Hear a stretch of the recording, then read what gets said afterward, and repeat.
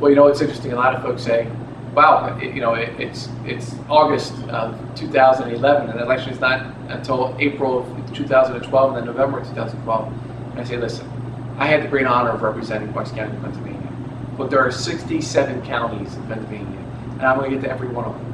And I'm going to talk to everyday Pennsylvanians, whether they're Democrats or Republicans or Independents, and I'm going to let them know my vision for the Attorney General's office. I'm going to let them know who I am as a person, not just an Iraq War veteran, not just as a Catholic father of two, not just as someone who has devoted his life to keep families safe, whether that was in the military or in the Congress, but someone who cares about our values, someone who leads from the front, someone who will do what's necessary to make a positive difference in everyday lives.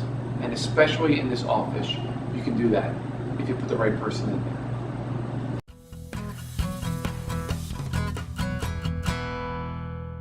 I grew up in Northeast Philadelphia in a row house, and my dad was a cop and my mom was a legal secretary.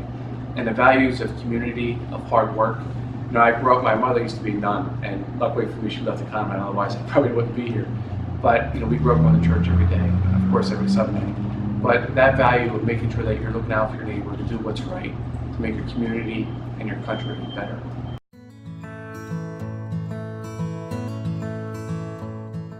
Well, I was very blessed. After I worked at the Hershey factory at age 18, I then went back to college and joined the Army at 19, and I was commissioned as an Army ROTC officer, and went through the ranks. Eventually was lucky to go through law school at Widener University School of Law in Harrisburg, and then went back on active duty and was a military and a federal prosecutor. And as a son of a cop and as a prosecutor, your role is to do what's right, to fight for justice.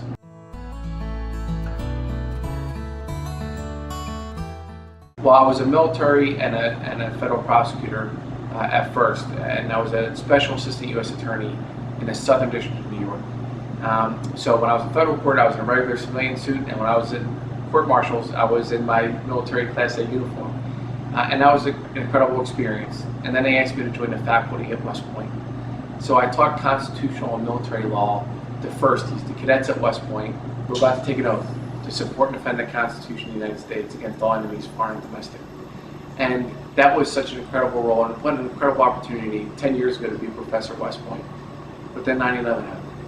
And on September 12th, I volunteered to deploy to combat, and a few months later I left for my first deployment with General Petraeus, came back, was reassigned as a paratrooper with the 82nd Airborne Division, and was with the 82nd Airborne Division and part of the 2nd Marine Combat Team, part of the invasion force in Iraq. And it was in Baghdad, Iraq in 2003 until when we came home in 2004.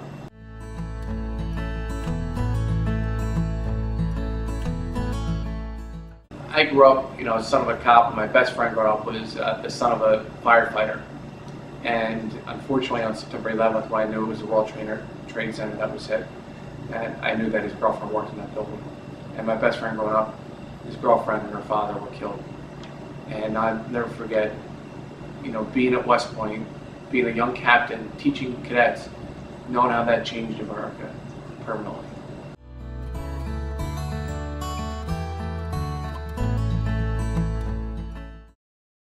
Serving in Baghdad with the 82nd Airborne Division was an incredible experience. There is nothing that's probably is more pure than the fight for the man on your left and your right. Even when it was 138-degree heat, we didn't have showers or latrines, we weren't smelling. The fact that we were the face of America, we were doing what was necessary to do our job and to come back alive. Now, unfortunately, when I was there, we had some knuckleheads. A lot of folks here in America have heard of Taqwa al-Sadr. He's a criminal. He's a thug, a Shia leader that's aligned with the Iranians. But one of his top lieutenants was a guy, Sheikh Boyad, who was also a thug, a religious leader, but a thug. And I had the opportunity to work with the Special Iraqi Police, to prosecute him, to basically write up the charges and to prosecute him under the 1969 Iraqi Criminal Code. Now, when I went to law school at Widener, Harrisburg, I never learned the 1969 Iraqi Criminal Code, but I had it translated from Arabic into English, and I did that charge sheet, and we prosecuted him. We put him in jail where he belonged.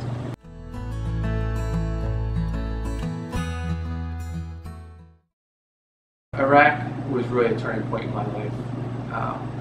When I was there, it was an honor to serve, but I had lost 19 my fellow paratroopers in my brigade, the 82nd Airborne Division. And I knew I wanted to do something about it. I felt like I became a witness to our foreign policy. So when I decided to come back home and eventually run for the U.S. Congress, my dad was a cop, my mom was a secretary. I didn't know exactly how to do it, so I went to the library, got a book, How to Win Campaigns. And I had $322 in my bank account. And I worked my tail off.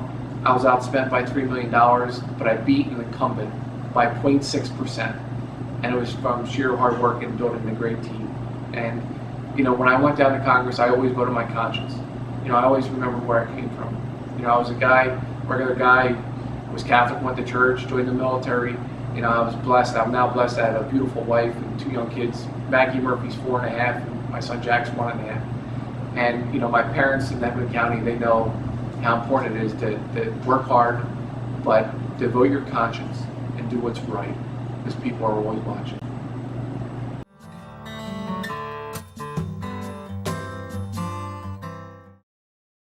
Well, I was a Blue Dog Democrat in the U.S. Congress, and some of my most proud moments were doing things like passing the new GI Bill. I fought for that bill to make sure my fellow veterans who served in Iraq and Afghanistan, when they came home from war, that they would have the same opportunities to get an education under the new GI Bill that our predecessors had when they came back home from World War II. And I was proud to fight for that, but also to do what's necessary to stand up for consumer protection, to make sure that our seniors being protected, because right now during the worst recession since the Great Depression, there are seniors out there that are getting exploited, and we need to go after it. We need to be aggressive to make sure that we make it clear that if you try to exploit our seniors, that you will be prosecuted and will be put to jail. Not fined, you're going to jail.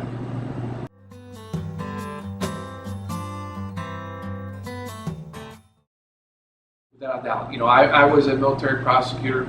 I prosecuted terrorists who tried to kill American soldiers. I was a federal prosecutor, and I was a U.S. Congressman. So not just being a prosecutor, but also that legislative experience gives me the unique ability to fight, to lead an office of really committed individuals, but to lead them in the right direction, to focus on things like cracking down on public corruption, to focus on things such as fighting for our environment, to protect it, to be good stewards, to make sure we're doing things necessary when it comes to consumer protection. So if you're an everyday middle-class family like mine, that you're doing what's necessary, that if there are people that are trying to exploit you, you have an ally, you have the people's protector in Harrisburg, doing what's necessary to fight for them.